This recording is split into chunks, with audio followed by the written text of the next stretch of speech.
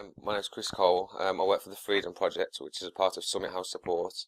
I'm an apprentice key worker for vulnerable adults. Basically, I help people that want to get into recovery from drug or alcohol misuse. We support them in any way possible. We support them managing money, housing, one-to-one sessions, group work sessions. Basically, we've got many different recovery options because we have found out that one recovery model doesn't fit everybody, so we try and cater for everybody's needs and basically support them in any way that we possibly can. Well, a bit about myself. Some people would say that I came from a dysfunctional family. My parents split up. There was a lot of violence. I was put into care at an early age. I was taken away from my parents. And basically, I was always looking for someone, I don't know, just to be a part of something because I was never felt a part of my family. Um, so I started playing up at school, hanging around with older lads, basically doing what they was doing because it felt, I don't know, it just felt right. It just seemed appealing what they was doing. I don't know if it's a bit of a rebellion stage or I don't know, but I just liked to be with the older lads. I don't know if there's fear. There could have been fear involved with it, so nobody else would pick on me because I used to be bullied. Um, but I always felt that I had to prove myself to people as well, like to be a part of. So I was hanging around with older people at school, started skiving school, started smoking cigarettes from a young age. That went on to cannabis. Cannabis went on to sniffing petrol, sniffing gas. And it just progression of my illness, my addiction, just carried on progressing and progressing over the years. It was like one thing to the next, and I was living a life of crime really. I had no other way of getting money. Best way I knew how to get money was start committing crime.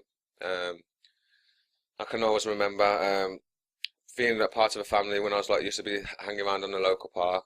There used to be about 50 of us, all underage drinkers, drinking a lot of cider, getting absolutely wrecked and just doing stupid things. But the thing is, what I liked about it, I was a really quiet person. I couldn't speak to no one. I definitely couldn't speak to women. And this alcohol gave me the confidence that I was looking for, basically. And I was just doing, I don't know, I was just going around doing what I wanted, and I felt right. It felt like finally felt that I found something that this is me. This is who I'm supposed to be. But then I started to realise at a young age that this can't be right because when I wasn't drinking, people would say, "What's wrong with you?" Because I'd close off. I couldn't speak to people. So then that gave me. I thought, well, if I'm supposed to be like that, if people expect me to be like that, I'll just carry on drinking.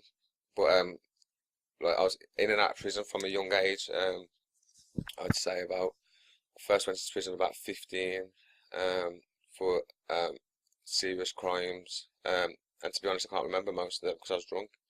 Um, but then the alcohol seemed to stop working, and I moved on to the party drugs, the ecstasy, the cocaine, the base. I was basically just, I thought I'd found it again. I was getting wrecked on these sort of drugs, and I thought, yes, this is what I've been looking for. I was going out clubbing at like 16 in over 18 clubs. I was dealing. I thought, yes, this is my life. This is what I found, what I was looking for. But then obviously you got to come down afterwards, and then the criminal activities was getting worse and worse, and basically every area of my life was progressing in the wrong way. My criminal lifestyle was progressing in the wrong way. My drugs use was progressing in the wrong way.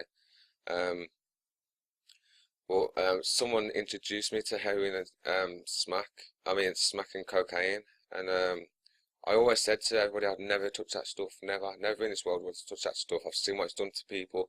I can't believe people would take that stuff. It just messes them up. But it took a few weeks to get into it because someone said, "I know how you can get down, come down from the party drugs. You need to smoke this." And everybody else was smoking around me. I was looking at them in disgust. I could not believe I was doing it. But after a few weeks, it seemed appealing. So I tried it. I tried smoking it, and this is the very first time I can remember my addiction talking to me. It was like everybody else would smoke it and they'd be sick straight away. I smoked it and I wasn't sick, and I thought, hang on a minute, this won't affect me like everybody else. I won't get addicted to everybody else because it affects me differently. But little did I know, a full-blown addiction rattle was in the corner, around the corner for me. I was smoking it on and off for about 2 years. Really thought that I could control it. Everything was okay. I was working. Um, Still doing a lot of crime. Still in and out of prison, but it just seemed manageable. And after about a couple of years, I was living in a hostel, and I woke up one morning feeling really ill. Didn't know what was wrong with me. Went to the doctors. They told me you're rattling. I said, no, I'm not. I don't rattle. I was trying to tell the doctor. I was basically trying to tell the doctor how to do his job. And basically, I just couldn't accept the fact that I was rattling, that this drug had got hold of me. Um, and this went on for a few years, and all my motivation, my ambition, everything just went. All I wanted was drugs. As soon as I woke up in the morning to when I went to sleep, I just wanted drugs. I hated myself. I hated what I'd become. I couldn't look at myself in the mirror. Um, there was a lot of times that I wanted to commit suicide. I'd stand on the corner of this one road, waiting to jump out in front of a bus, but something I just couldn't do it for some reason. Just couldn't do it. And but criminal lifestyle, like as before, it's like fighting people, stealing cars. But now it's just like going to shops, grab what you can, and just anything just to make that quick £10. Um, and I was on a DOR order, and I can remember seeing my drugs worker, and I thought I was Jack the Lad. Anybody who see me, they'd think I was alright. I'd look really ill, but I was always like, thought I was a bad boy basically. And I kept seeing my drug worker, and I kept breaking down as soon as that door closed behind me. I'd break down in front of him. I'd keep crying, and I did not know why I kept crying. And this happened a few times, and every time I went down to his appointment, I thought, I'm not going to cry this time. I'm not going to cry this time. But then as soon as I opened my mouth, I started crying. Didn't know what was wrong, and he says, "You've had enough, haven't you?" I says, "Yeah." He says, "You can see that you're broken now. You've had enough. You've like lived this life for too long." And he introduced me to a treatment centre. It was a Christian-based treatment centre. It's probably the hardest but the best thing that I've ever done, to be honest. Because it was Christian based, and like I thought I was a bad boy. My cap to the sides, my one leather glove, and listening to drum and bass. I'm going into this place, and it's like really Christian based, like in praising the Lord every day, having prayers and everything. It was hard, but I knew I had nothing else out there. I knew I had to change, and I knew this is the way I could change because a lot of other people was doing it. So I completed the treatment centre, and I moved on into a dry house called the Freedom House in Smethwick, and I found out from very early on in my recovery that you can't do it by yourself. You need a support network. So the rules of this Freedom House was that you have to go to meetings, NA or AA meetings, 3 times a week. So that's what I'd done, and I started building up a positive support network, and I started meeting up with these people outside of the meetings, going out, having a laugh, because that was a big thing for me. I thought, now I've put down the drugs, and what am I going to do? My life's been wrapped around drugs. I don't know what else to do in my life. I don't know how to communicate with people. Got no confidence, no nothing. But that wasn't the situation at all. There's so many things for me to do. It's just like I had to open my eyes a bit and just like step out my comfort zone. So I started getting around people in meetings, and basically just learning to live my life again, because the way I lived my life before, it just wasn't right. It just wasn't. So I had to like sort of like rewire my brain to learn how to live, and I knew I needed support. So I came to the Freedom Project where I'm working now. I started engaging with the group work sessions. I started. They actually asked me to come and do a talk, like very similar to what I'm doing now, to the Compass group, a probation group for people that's on DRR orders, and one of the people that work here, I actually know him. Like I know him from years ago, and I saw him and I thought, as if he's got where he is today. And like that was a bit of inspiration for me. And I thought, well, if he can do it, I can do it. So I was just like put all in, and I jumped straight on board with the Freedom Project. I was doing as much volunteering as possible. I was here at every group sessions. Basically, just I liked it as well. I enjoyed it. I enjoyed being around like-minded people. And before I knew it, an apprenticeship came up, and I couldn't believe it, because like I have sort of worked. Mainly, I was drug dealing when I was younger.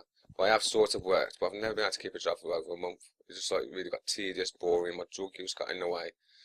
But this apprenticeship came up, and it just seemed so exciting. I thought like I could actually have a career here.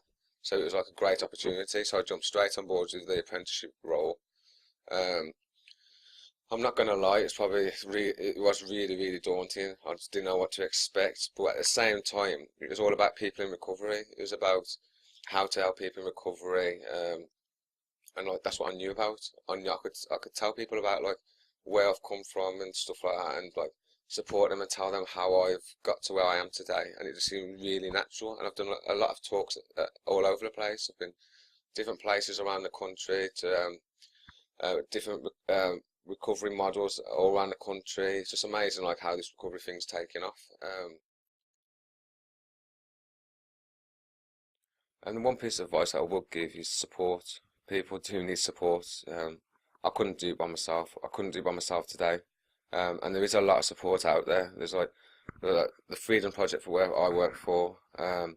You've got Swanswell, they support people in detoxes, intervention work, even support through probation. There is a lot of support out there. There's NA meetings, AA meetings, and this recovery thing seems to be really taking off at the moment. So there is quite a lot of support out there. There's other services as well. It's just if you ask the right people, it's there. If you look, it's there. The support is there.